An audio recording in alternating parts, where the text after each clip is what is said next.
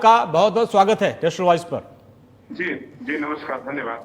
मनोज जी, अचानक से यूपी की पॉलिटिक्स में परशुराम जी की एंट्री होती है और परशुराम की मूर्ति लगाने को लेकर एसपी और बीएसपी में होड़ सा मच गया। पहले आपकी तरफ से कहा गया कि भाई एक बड़ी मूर्ति लगवाएंगे और पूजा पाठ की जाएगी।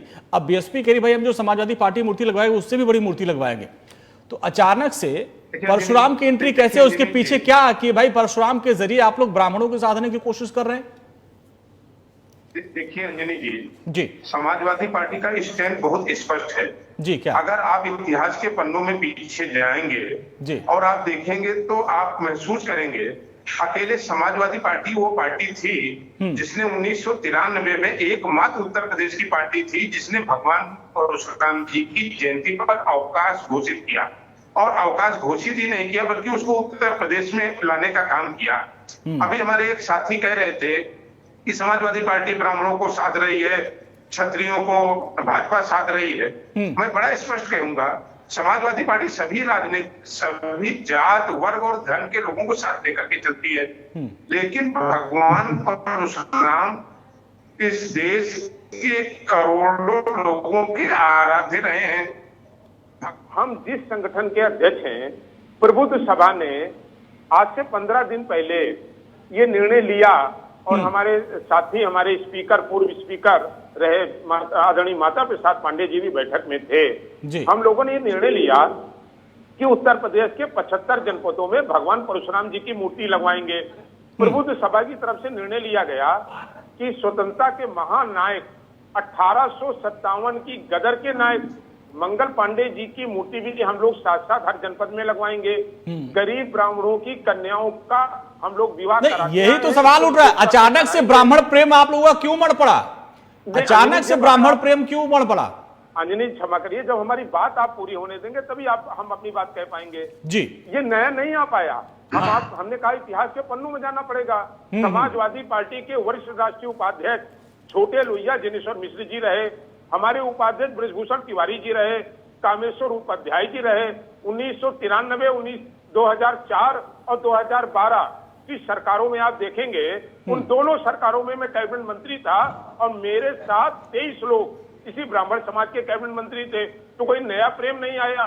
बलिया में मंगल पांडे की मूर्ति लगवाने का काम समाजवादी पार्टी के तत्कालीन मुखिया आदरणीय मुलायम सिंह यादव ने किया, किसी राजनीतिक दल ने नहीं किया। उत्तर प्रदेश में 23,000 संस्कृत विद्यालयों के अनुदानित कराने का, उनका भविष्य तय करने का काम उसी सरकार के कैबिनेट मंत्री में रहते हुए हमें सौभाग्य मिला कि हमारे नेता और तत्कालीन मुख्यमंत्री आदरणीय अखिलेश यादव जी ने उस कैबिनेट नोट को हमें रखने का अधिकार दिया।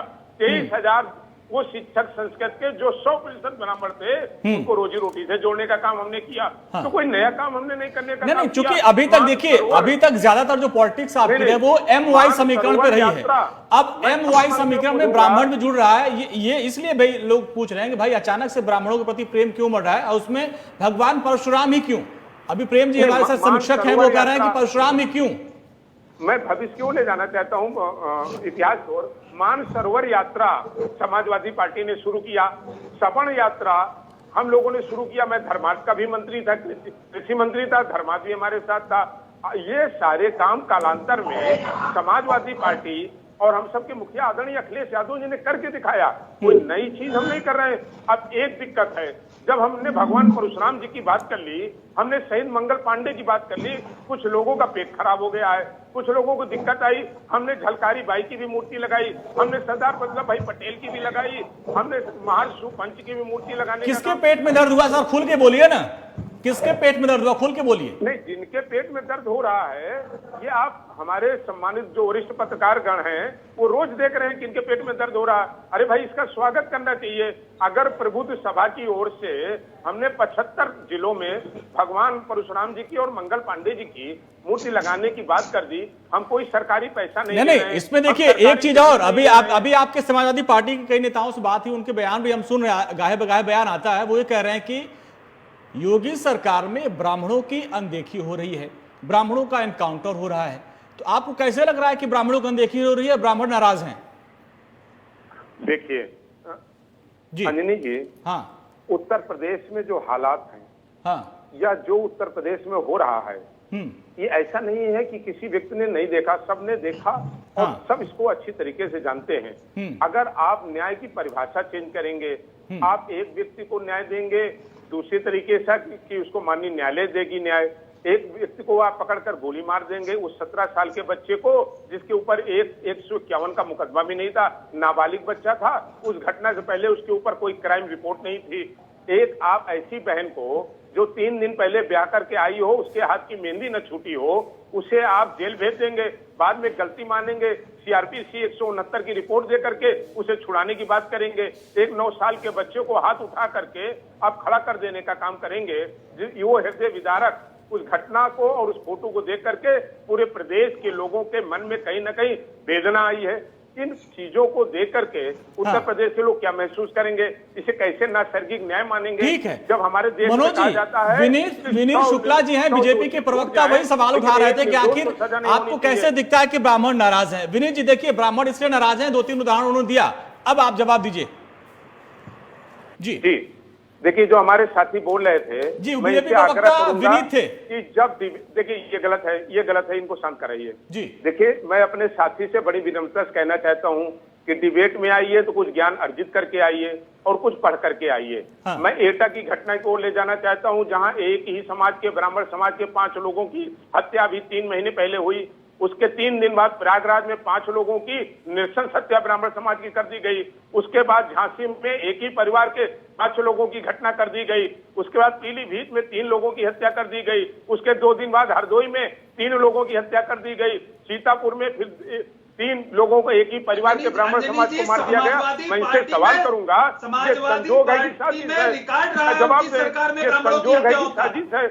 हम इनसे ये सवाल करेंगे, सारे अपराधी जिनका इनकाउंटर हो रहा है वो ब्राह्मण समाज के हैं और समाज में अपराधी नहीं रह गए और समाज के लोगों की कभी नहीं, विनीत जी मुद्दे पे आइए, मुद्दे पे विनीत जी, मनोज जी जवाब लेते हैं।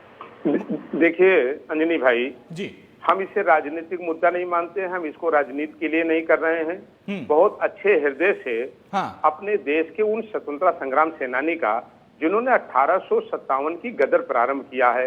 एक हमारे जो साथी बैठे हुए हैं, इनको बड़ी दिक्कत होने लगी इससे। जब भगवान परशुराम की बात करने लगे तो इनको बहुत कष्ट होने लगा। आखिर इनको क्यों कष्ट हो रहा है इस चीज का? और मैं इनको एक उदाहरण देना चाहता हूँ। विकास दुबे के साथ हम नहीं है, विकास दुबे के साथ समाजवादी पार्टी नहीं है, मनोज पांडे नहीं है।